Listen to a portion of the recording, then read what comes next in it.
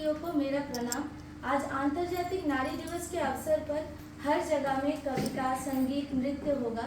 हम लोग भी करेंगे, परंतु क्या इससे नारी शक्ति के उपलक्ष्य में नारी दिवस को पालन करने का जो उद्देश्य है, क्या वो सफल हो रहा है?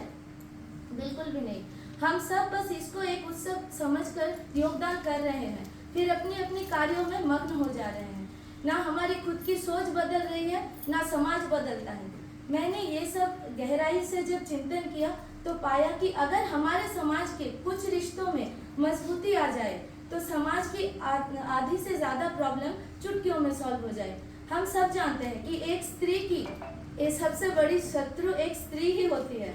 इसी कारण समाज में आधे से ज्यादा प्रॉब्लम की उत्पत्ति भी होती है। ज्यादा नहीं, आज बस तीन रिश्तों के बारे में बोलूंगी। अगर हमारी नारी जाति इन रिश्तों को समझदारी पूर्वक और ममता स्नेह से संभाल लेती है तो बहुत कुछ बिखरने से, बर्बाद होने से बच जाएगा। पहला रिश्ता, माँ बेटी का संबंध। माँ जो ममता और प्रेम का सागर होती है, वो माँ ही बेटी की सबसे बड़ी शत्रु भी होती है। बात बुरी है परंतु सत्य है।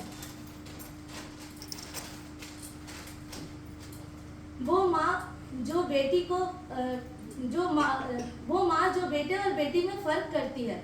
बेटी को हर छोटी बातों पे कहती है लड़की बन के पैदा हुई है, कहती रहती है। बेटी को सपना देखने तक नहीं देती, पढ़ाई करने भी नहीं देती।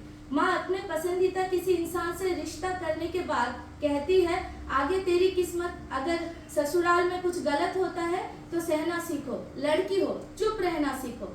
शादी करवा दिया, अब तू पराई है, अब जो भी हो उसे खुद ही झेलना सीखो।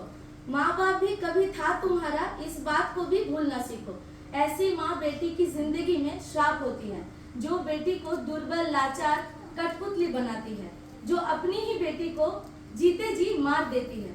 अरे माँ तो वो होती है जो मरते दम तक साथ ना छोड़े अपने संतान का, अपने जीवन की बलिदान कर दे संतान के लिए। वो होती है माँ जो बेटा और बेटी में भेदभाव ना करे। वो होती है माँ बेटी को मानसिक, आर्थिक और शारीरिक रूप से सशक्त करे और ये कहे कि बेटी जा, कुछ भी हो जाए याद रखना तेरी माँ तेरे साथ है हमेशा। अगर एक घर में सास और बहू की मित्रता हो जाए तो सोच के देखिए क्या उस घर में कोई भी पुरुष स्त्री के ऊपर अत्याचार कर पाएगा? अधिकांश मामलों में नहीं कर पाएगा।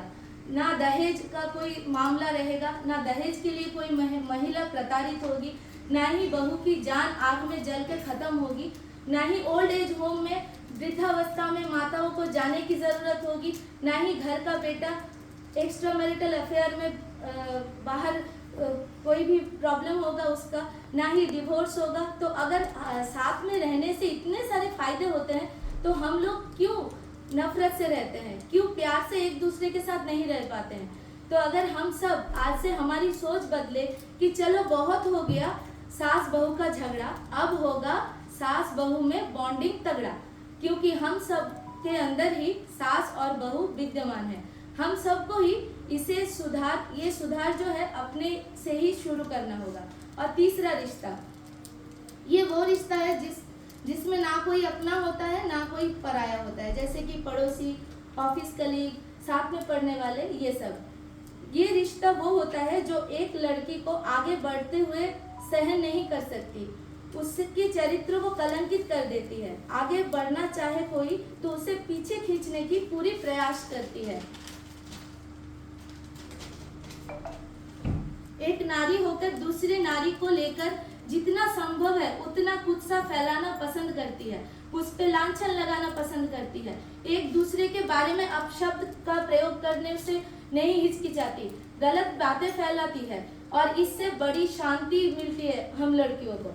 लेकिन एक बात सोचने वाली है, अगर हम लोग चुगलखोरी ना करके किसी की मदद करें एक दूसरे का, तो जिसकी मदद करेंगे वो हमेशा हमें मददगार समझकर याद रखेगा, और अगर चुगली करेंगे तो चुगलखोर समझ के याद रखेगा।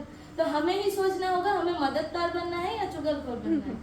और दूसरे की चुगलखोरी पे टाइम जो बर्बाद होता है हम लोगों का, वो भी हम अपने ऊपर काम लगा पाएंगे। तो अब से तो हम सब बहनों को हमेशा ये याद रखना चाहिए आज से कि भला किसी का कर ना सको तुम, बुरा किसी का मत करना।